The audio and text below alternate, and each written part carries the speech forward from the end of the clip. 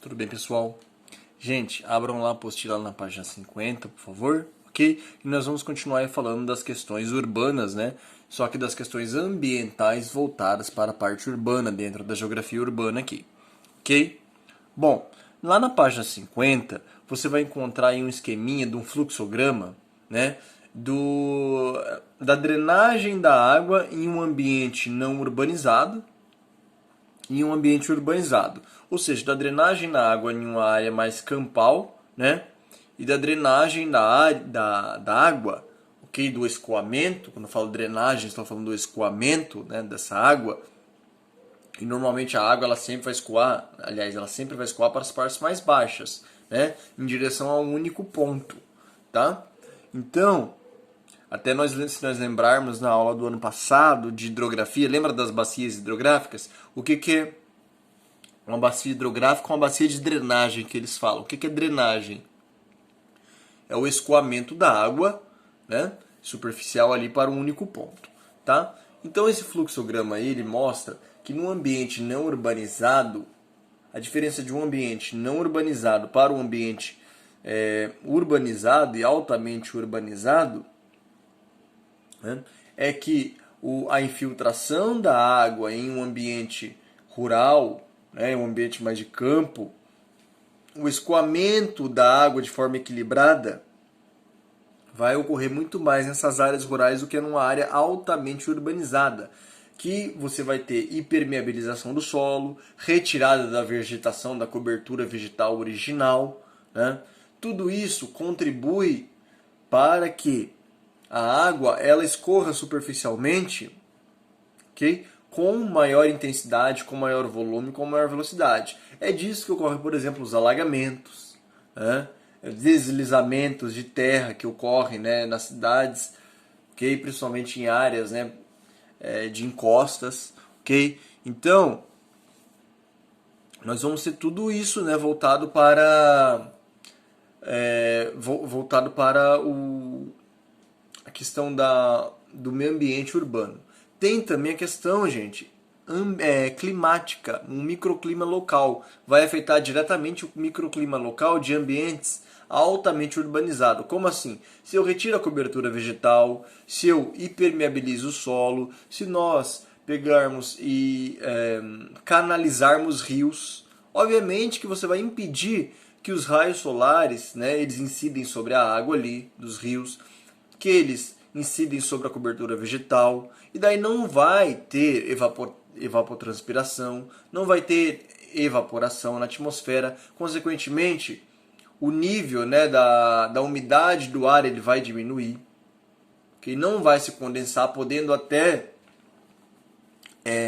ter menos chuvas nessas regiões, tá? Então, olha só, aqui uma das consequências, né? Percebam aqui, olha só. Redução na infiltração, né, na transpiração, na evapotranspiração e na percolação. Percolação é o trecho, né, que a água percorre, tá? Sobre a superfície. Processo de infiltração de água por solo ou rocha, em que pode ocorrer o armazenamento subterrâneo nos lençóis freáticos, então vai ser menor. Aumento no escoamento superficial. Se eu vou ter um aumento no escoamento superficial, é porque nós vamos ter uma menor infiltração, que seria mais de forma natural. E por que nós vamos ter mais escoamento superficial? A água percolando ali mais pela superfície. Porque o solo normalmente foi impermeabilizado, né, nas grandes cidades, para dar lugar às edificações, pavimentações das ruas, etc. Né? Aumento no escoamento superficial, na evaporação e no volume de rios.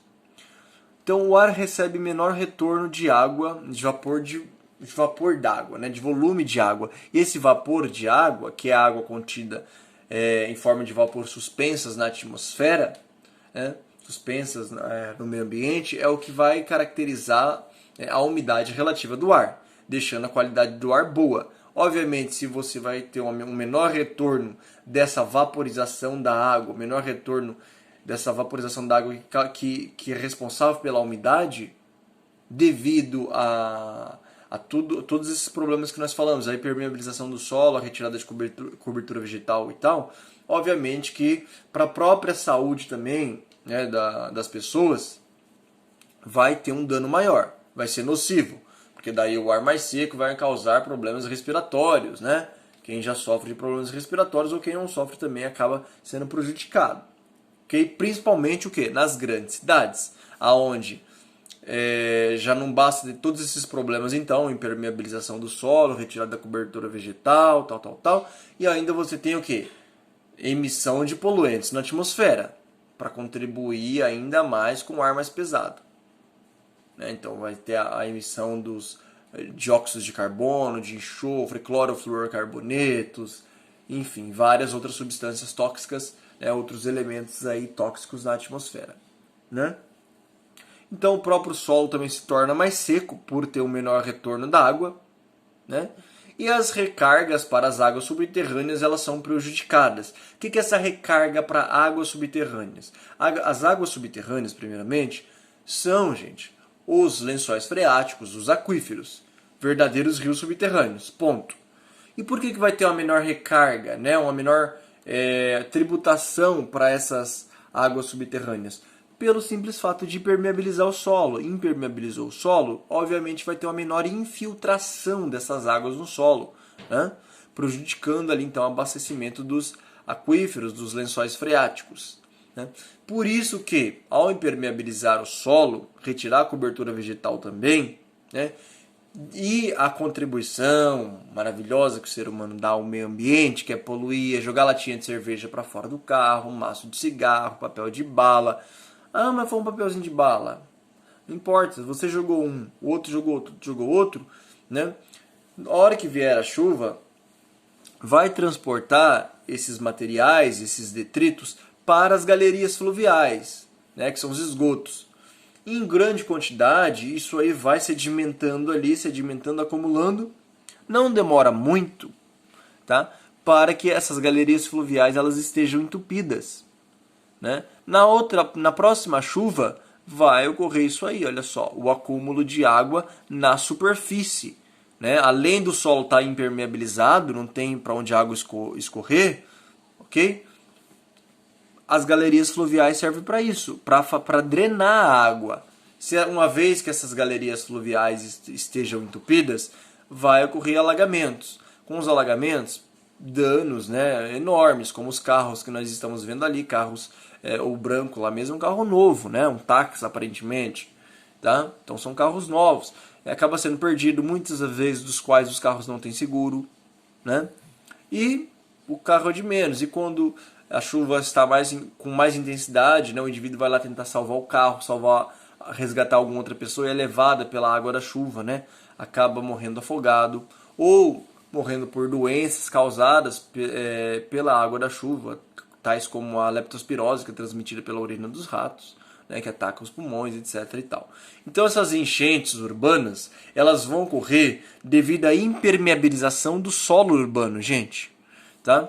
Também devido ao excesso de chuva concentrado nos ambientes urbanos decorrente do processo de ilha de calor, que concentra ali mais calor, aí consegue evaporar o mais rápido possível ali da parte da cobertura vegetal, né? Ou da umidade do ar que seja retida ali. Daí você vai ter aquelas famosas chuvas de verão, ou as chuvas convectivas, que são aquelas pancadas rápidas de no máximo meia hora, 40 minutos, até menos, mas que causam grandes detrimentos ao meio ambiente local ali, as cidades. Né? E poluição dos rios, né? Também, ok? E essa poluição dos rios, elas acabam barrando a parte dessa água dos rios que também é responsável pelo escoamento, ou seja, pela drenagem da água, né? Enfim, então todos esses problemas que aqui estão, tá? Todos esses problemas que aqui estão, foi que eu comentei com vocês aqui, tá? Então dá uma lida completa. Tem essa aqui, ó, que é a urbanização das áreas de várzea, que integram o sistema natural dos rios. Essa que eu ainda não tinha falado. O que é essa urbanização de área de várzea? Gente, a várzea é uma margem extra do rio. Sabe a margem do rio, né? A parte das laterais do rio? A várzea é uma região mais plana, próximo aos rios, que ela faz parte do sistema natural de um rio, ok? Para facilitar o escoamento dessa água. Uma vez que você urbaniza, impermeabiliza o solo ali, lógico que quando esse rio encher, ele vai invadir aquelas casas que ali estão, né? E as pessoas, algumas até acabam morrendo afogadas, tá bom? Outras têm que sair, deixar o local ali, né, pelo risco, pelo perigo, mas as próprias pessoas acabaram morando ali. Porque elas quiseram? Não, daí um outro problema, daí a questão entra o problema urbano, né? A questão do desemprego, foi morar naquela região ali porque é uma área de ocupação irregular, na verdade, né, não deveria, mas acabaram indo, né? Mas daí é uma questão mais pública mesmo, tá? Bom, essa aqui foi então a primeira parte aí das nossas aulas sobre os problemas ambientais voltados para o urbano, né, nas regiões urbanas mesmo, tais como alagamento, enfim. Depois, né, na próxima aula nós vamos falar um pouquinho também sobre, né, a erosão